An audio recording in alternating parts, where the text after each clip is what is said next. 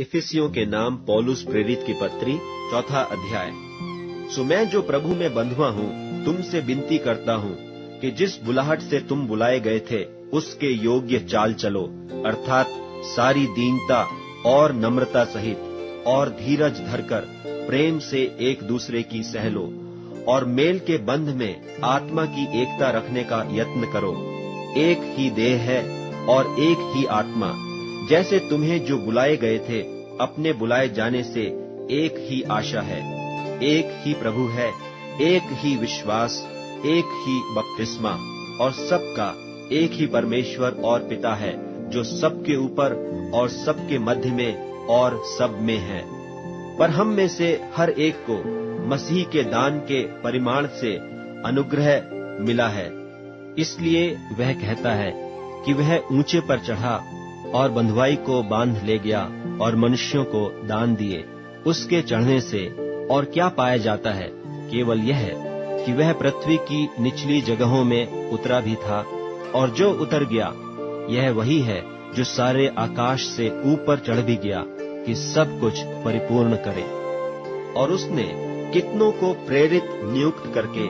और कितनों को भविष्यद्वक्ता नियुक्त करके, और कितनों को सुसमाचार सुनाने वाले नियुक्त करके, और कितनों को रखवाले और उपदेशक नियुक्त करके दे दिया,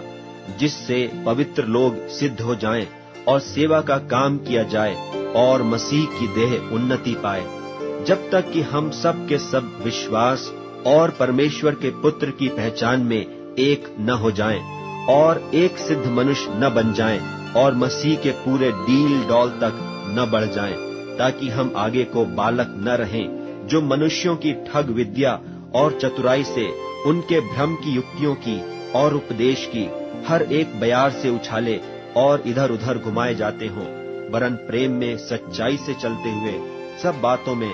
उसमें जो सिर है अर्थात मसीह में बढ़ते जाएं, जिससे सारी देह हर एक जोड़ की सहायता से एक साथ मिलकर और एक साथ गठकर उस प्रभाव के अनुसार जो हर एक भाग के परिमाण से उसमें होता है, अपने आप को बढ़ाती है कि वह प्रेम में उन्नति करती जाए। इसलिए मैं यह कहता हूँ और प्रभु में जताए देता हूँ कि जैसे अन्य जातीय लोग अपने मन की अनर्थ रीति पर चलते हैं, तुम अब से फिर ऐसे न चलो, क्योंकि उनकी बुद्धि अंधेरी हो गई है, और उस अज्ञानता के कारण जो उनमें है और उनके मन की कठोरता के कारण वे परमेश्वर के जीवन से अलग किए हुए हैं, और वे सुन्न होकर लुचपन में लग गए हैं कि सब प्रकार के गंदे काम लालसा से किया करें। पर तुमने मसीह की ऐसी शिक्षा नहीं पाई, वरन तुमने सचमुच उसी की सुनी, और जैसा यीशु में सत्य है उसी में सिखाए भी गए, कि तुम अगले चाल चलन के पुराने मनुष्यत्व को, जो भरमाने वाली अभिलाषाओं के अनुसार भ्रष्ट होता जाता है, उतार डालो, और अपने मन के आत्मिक स्वभाव में नए बनते जाओ, और नए मनुष्यत्व को पहन लो, जो परमेश्वर के अनुसार सत्य की धार्मिकता और पवित्रता में सृजा गया है।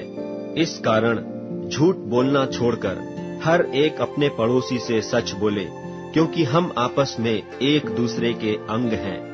क्रोध तो करो पर पाप मत करो। सूर्य अस्त होने तक तुम्हारा क्रोध न रहे, और न शैतान को अवसर दो। चोरी करने वाला फिर चोरी न करे, वरन भले काम करने में अपने हाथों से परिश्रम करे, इसलिए कि जिसे प्रयोजन हो उसे देने को उसके पास कुछ हो। कोई गंदी बात तुम्हारे मुंह से न निकले, पर आवश्यकता के अनुसार वही जो उन्नति के लिए उत्तम हो, ताकि उससे सुनने वालों पर अनुग्रह हो। और परमेश्वर के पवित्र आत्मा को शोकित मत करो, जिससे तुम पर छुटकारे के दिन के लिए छाप दी गई है। सब प्रकार की कड़वाहट और प्रकोप और क्रोध और कलह और निंदा